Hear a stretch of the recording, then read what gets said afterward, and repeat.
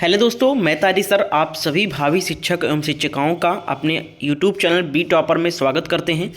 CTET जनवरी 2024 के लिए दोस्तों सोशल साइंस, जिन लोगों का सोशल साइंस है पेपर 2 में 60 क्वेश्चन पूछा जाता है। काफ़ी स्कोरिंग टॉपिक होता है।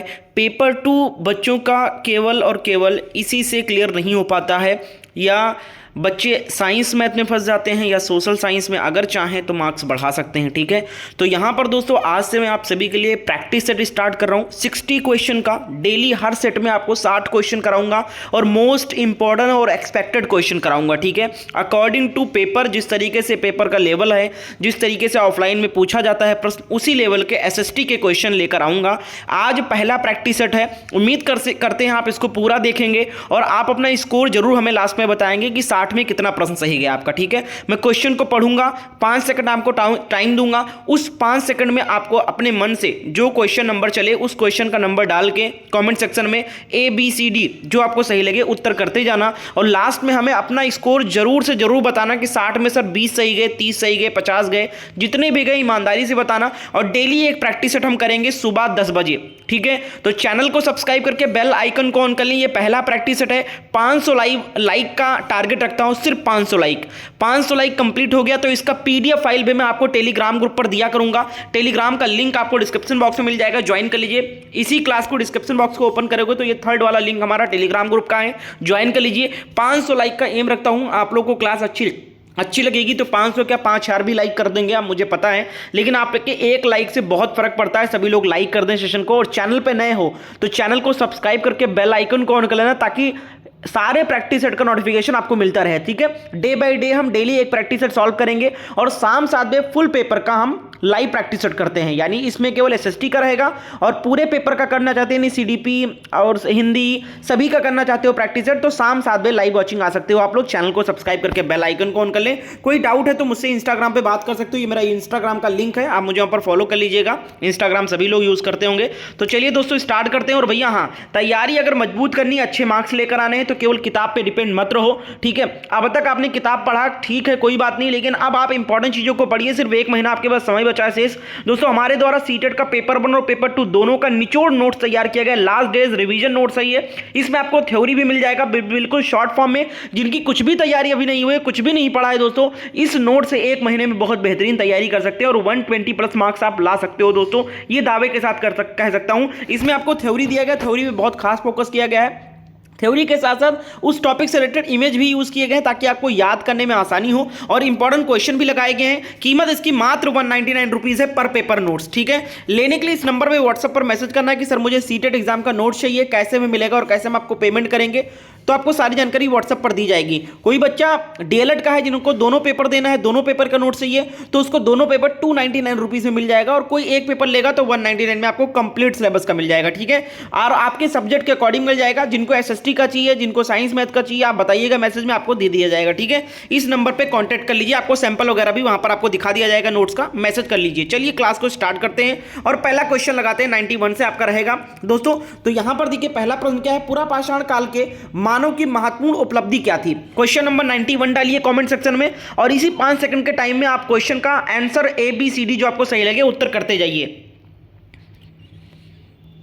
चलिए उम्मीद करते हैं सभी ने जवाब दे दिया होगा। 91 का जो राइट आंसर हो जाएगा वो है आपका ऑप्शन, यहां पर क्या हो जाएगा, 91 का जो राइट आंसर हो जाएगा आपका ऑप्शन B का उत्तर हो जाएगा। आगे की खोज ये महत्वपूर्ण उपलब्धि थी पुरापाषाण काल के मानव की। अगला है 92, देखिए नवपाषाण काल में मानव के स्थायी जीवन व्यतीत करने का मुख्य कारण क्या था। क्वेश्चन नंबर 92 का जवाब कॉमेंट करके बताइए। ये पहला प्रैक्टिस सेट है, इसी तरीके से अनेकों प्रैक्टिस सेट में कराऊंगा आपके एग्जाम तक, तो डेली एक प्रैक्टिस सेट सॉल्व करेंगे तो आपकी तैयारी बहुत मजबूत हो जाएगी। तो चैनल को सब्सक्राइब करना बिल्कुल ना भूलें और सेशन को लाइक करें। 92 का C का उत्तर हो जाएगा कृषि का आरंभ। अगला प्रश्न देखें, क्वेश्चन नंबर 93 है, इसका जवाब कमेंट करिएगा। कांस्य युग में सर्वप्रथम किस धातु का प्रयोग किया गया। 93 का जवाब बताइए। इस क्लास का पीडीएफ फाइल आपको चाहिए तो टेलीग्राम बता दिया है मैंने, ज्वाइन कर लीजिए, मिल जाएगा। लाइक कर दें, लेकिन 500 लाइक पे आपको सेंड कर दिया जाएगा। 93 का क्या हो जाएगा? डी हो जाएगा तांबा। अगला प्रश्न है क्वेश्चन नंबर 94 का जवाब कमेंट करिएगा। हड़प्पा सभ्यता में परिवार थे, कैसे परिवार थे? मातृ सत्तात्मक थे, पितृ सत्तात्मक थे, संयुक्त थे या एकाकी थे? क्वेश्चन नंबर 94 का आंसर कमेंट करिए फटाफट। सबका स्कोर मैं लास्ट में जरूर जानूंगा कितने प्रश्न आपका सही गया। 94 का उत्तर ऑप्शन ए हो जाएगा, मातृ सत्तात्मक। यानी हड़प्पा सभ्यता में जो परिवार था वो मातृ सत्तात्मक था, यानी जो घर की माता होती थी वो मुखिया होती थी, ठीक है, गार्जियन होती थी घर की। और अब जो है वो पितृ सत्तात्मक हो गया, यानी पिता घर का मुखिया होता है। संयुक्त परिवार जो होता है कि जिसमें सारे परिवार सभी लोग चाचा चाची सब लोग साथ में रहते हैं, वो संयुक्त परिवार। एकाकी परिवार हो गया जो सिंगल फैमिली रहते हैं, जिसमें केवल हस्बैंड वाइफ और उनके बच्चे होते हैं, उसको सिंगल फैमिली कहते हैं, एकाकी परिवार कहते हैं, ठीक है। तो मैंने चारों एक्सप्लेन कर दिया। 95 देखिए, मौर्य वंश के अंतिम शासक बृहद्रथ की हत्या किसने की थी? क्वेश्चन नंबर 95 का जवाब क्या हो जाएगा? कमेंट करके जल्दी जल्दी आंसर करें आप लोग। बहुत ही बेहतरीन प्रैक्टिस सेट लेकर आए हूं, ये सारे क्वेश्चन आपके डायरेक्ट एग्जाम में फंसेंगे, तो रट लो, याद कर लो, कैसी भी करके भैया, बस याद होने चाहिए। 95 का डी हो जाएगा भैया, पुष्यमित्र शुंग, बिल्कुल सही है। अगला प्रश्न है 96 देखिए, चतुर्थ बौद्ध संगीत का आयोजन किस भारतीय सम्राट ने करवाया था? क्वेश्चन नंबर 96 का उत्तर बताइए, कमेंट करिए सब लोग। भैया आप लोग आलस करते हो और कमेंट में आंसर नहीं करते हो, जबकि आंसर करने का गजब का इंपैक्ट होता है, क्योंकि एक तो आप सुन रहे हो मुझे, ठीक है, आंसर जो बताता हूं आप सुनते हो, आप लिखते भी हो, तो आपका डबल मेमोरी बढ़ता है, ठीक है। तो आप जो चीज़ें हैं लिखिए साथ में। अगर आप गलत उत्तर करोगे ना तो आपको पता चलेगा कि सर ने ये क्वेश्चन पूछा था, मैंने इसका गलत आंसर दिया था, और जो सही जवाब था सर ने ये बताया था। तो ये आपका दिमाग जो है ये बताएगा आपको उस टाइम कि हाँ ये क्वेश्चन आया था, सर ने पूछा था, मैंने गलत आंसर लिखा था। तो लिखेंगे तभी तो ये दिमाग को याद होगा कि गलत लिखा था। ये चीज़ें होती है, दिमाग तुरंत क्लिक करेगा वहाँ पर। 96 का उत्तर आपका ऑप्शन सी हो जाएगा, कनिष्क। अगला प्रश्न देखिए, क्वेश्चन नंबर 97 है, चीनी यात्री फाहियान के शासक के शासनकाल में भारत आया था? 97 का उत्तर दीजिए सब लोग। डेली एक प्रैक्टिस सेट सुबह 11 बजे, सॉरी सुबह 10 बजे, माफ कीजिएगा, सुबह 10 बजे डेली एक प्रैक्टिस सेट आपको मिलेगा, ठीक है। आप लोग चैनल को सब्सक्राइब कर लें, और शाम 7 बजे सारे पेपर का, पूरे सारे सब्जेक्ट का प्रैक्टिस सेट होता है, लाइव होता है लेकिन वो, तो चैनल को सब्सक्राइब करें और जुड़े हमारे साथ। 97 का एक उत्तर हो जाएगा, चंद्रगुप्त प्रथम। अगला 98 देखिए, अकबर के पश्चात मुगल साम्राज्य का उत्तराधिकारी कौन बना? 98 का उत्तर बताइए। 98 का ए हो जाएगा, जहांगीर। अगला है 99 देखिए, भारत की पहली मुस्लिम शासिका कौन थी? अक्सर पूछा गया है यह प्रश्न। 99 का जवाब बताइए। 99 का उत्तर हो जाएगा ऑप्शन सी हो जाएगा, यहां पर क्या हो जाएगा? रजिया बेगम, बिल्कुल सही है। अगला देखें 100 नंबर क्वेश्चन है, दिल्ली सल्तनत की प्रथम मुस्लिम महिला शासिका रजिया का शासन काल क्या था, यानी उनका टाइम पीरियड क्या था? क्वेश्चन नंबर 100 का उत्तर बताइए। 100 का ए हो जाएगा 1236 ईस्वी से 1240, बहुत छोटा इनका शासनकाल था, नहीं मात्र 4 साल का, ठीक है। अगला देखिए क्वेश्चन क्या है यहाँ पर, 101 है, मीर जाफर के विरुद्ध अंग्रेजों ने किसके साथ गठबंधन किया? 101 का जवाब क्या हो जाएगा? 101 का एक उत्तर हो जाएगा, मीर कासिम। अगला है 102 देखिए, बुलंद दरवाजा कहाँ निर्मित है? 102 का उत्तर बताइए। 102 का उत्तर डी करेक्ट उत्तर हो जाएगा, फतेहपुर सिकरी, जो कि आगरा में स्थित है। अगला प्रश्न देखिए, क्वेश्चन नंबर 103 है। प्रश्न क्या है देखिए, राष्ट्रकूट शासकों ने प्रसिद्ध कैलाश मंदिर का निर्माण कराया था, कहां कराया था? 103 का उत्तर बताएंगे सभी लोग। क्वेश्चन नंबर 103, 103 का सी हो जाएगा, एलोरा में। 104 राजपूत काल में निर्मित दिलवाड़ा कहां, दिलवाड़ा का जो मंदिर है कहां स्थित है? क्वेश्चन नंबर 104 उत्तर बताइए। 104 का जो राइट आंसर हो जाएगा वो है आपका ऑप्शन यहां पर बी करेक्ट उत्तर हो जाएगा भैया, माउंट आबू। अगला प्रश्न है क्वेश्चन नंबर 105 है, भारतीय संगीत का प्रथम ग्रंथ कौन सा है? इंपॉर्टेंट क्वेश्चन है, 105 का जवाब दीजिए भैया। आप सबको पता है कि जो सामवेद है, सामवेद जो है इससे हमें संगीत की सारी जानकारी जो है इसी से मिलती है। अगला देखें क्वेश्चन नंबर 106, अर्थशास्त्र का लेखक था, बहुत आसान आता है क्वेश्चन, ऐसे ही क्वेश्चन पूछे जाते हैं भैया CDSST में। क्वेश्चन नंबर 106 का उत्तर हो जाएगा आपका ऑप्शन यहां पर ए का उत्तर हो जाएगा, कौटिल्य, बिल्कुल करेक्ट है। अगला देखें क्वेश्चन नंबर 107 है, भारत में दयानंद एंग्लो वैदिक कॉलेजों की स्थापना का श्रेय किसे है? क्वेश्चन नंबर 107 का जवाब 107 का ए हो जाएगा, आर्य समाज को। 108 है, होम रूल लीग की मद्रास यानी चेन्नई में किसने स्थापना की थी? क्वेश्चन नंबर 108 का उत्तर बताइए। 108 का ऑप्शन ए सही उत्तर हो जाएगा यहाँ पर, एनी बेसेंट ने, बिल्कुल करेक्ट है। अगला है 109, देखिए प्रश्न क्या है, भारतीय राष्ट्रीय कांग्रेस की अध्यक्षता करने वाले प्रथम मुस्लिम अध्यक्ष कौन था? Question number 109। 109 का नंबर का राइट आंसर ऑप्शन क्या हो जाएगा भैया? 109 का बी करेक्ट उत्तर हो जाएगा, बदरुद्दीन तैयब जी। अगला प्रश्न 110, देखिए प्रश्न क्या है, जुलाई 1946 में संविधान सभा के चुनाव में मुस्लिम लीग की को सीटें कितनी मिली थी? 110 का जवाब, 110 का सी हो जाएगा 73 सीटें। 111 है, वायु में स्थित नमी के अंश को क्या कहते हैं? क्वेश्चन नंबर 111 का जवाब बताइए। 111 का बी हो जाएगा, आर्द्रता कहते हैं। अगला देखिए क्वेश्चन नंबर 112 है, एक ग्रह की अपने कक्ष में सूर्य से अधिकतम दूरी को क्या कहते हैं? क्वेश्चन नंबर 112 का जवाब, 112 का उत्तर ऑप्शन बी हो जाएगा, अपसौर कहते हैं। अगला प्रश्न 113 नंबर, देखिए प्रश्न निम्नलिखित में से किसका सुमेलन नहीं है? तो देखिए यहाँ पर कुछ देश के नाम दिए गए हैं, कुछ यहाँ पर घास के मैदान के नाम दिए गए हैं, ठीक है। तो कौन से घास के मैदान कहाँ पाए जाते हैं ये आपको बताना है, कौन सा मेल नहीं खाता है। तो 113 का उत्तर हो जाएगा आपका ऑप्शन डी, ब्राजील में स्टेपीज जो है ये नहीं पाया जाता है। अगला देखिए क्वेश्चन नंबर 114 है, आकाश का रंग नीला क्यों है? क्वेश्चन नंबर 114 का जवाब बताइए।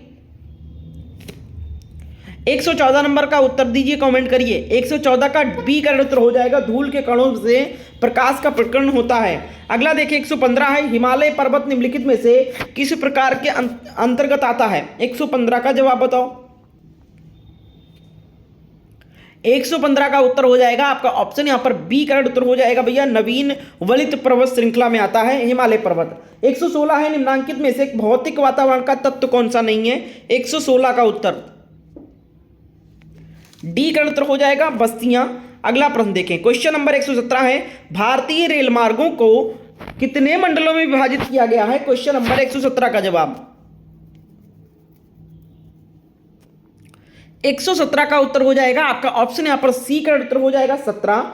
118 है, कपास की मिट्टी किसे कहा जाता है? बहुत अच्छा प्रश्न है, 118 का जवाब बताइए सब लोग। सेशन को लाइक कर दो, चैनल पर नए हो चैनल को सब्सक्राइब कर लो, डेली ऐसे ही प्रैक्टिस सेट के लिए। 118 का उत्तर हो जाएगा आपका ऑप्शन यहाँ पर बी का उत्तर हो जाएगा, काली मिट्टी को कपास मिट्टी कहते हैं। अगला देखिए 119 है, निम्नलिखित में से किसे प्रत्यक्ष प्रजातंत्र की संस्था कहा जाता है? 119 नंबर का जवाब, 119 का ए हो जाएगा, ग्राम सभा को। अगला देखें 120 है, निम्न में से शहरीकरण का कौन सा प्रमुख कारण नहीं है? 120 का जवाब, 120 का उत्तर क्या हो जाएगा? सी का उत्तर हो जाएगा, बढ़ती महंगाई। अगला है 121, देखिए निम्न में से कौन सी सभ्यता हड़प्पा सभ्यता की समकालीन थी? जल्दी से कमेंट करके बताइए 121 का जवाब, कौन सी सभ्यता जो है वो हड़प्पा के समकालीन थी? 121 का उत्तर हो जाएगा बी भैया, मिस्र की सभ्यता। अगला देखिए क्वेश्चन नंबर 122 है, प्रश्न देखिए क्या है, भारतीय समाज में महिलाओं की स्थिति में सुधार की दिशा में किए गए प्रयासों के संदर्भ में निम्न में कौन सा कथन सही नहीं है? देखिएगा, पढ़िएगा ध्यान से, उत्तर करिएगा।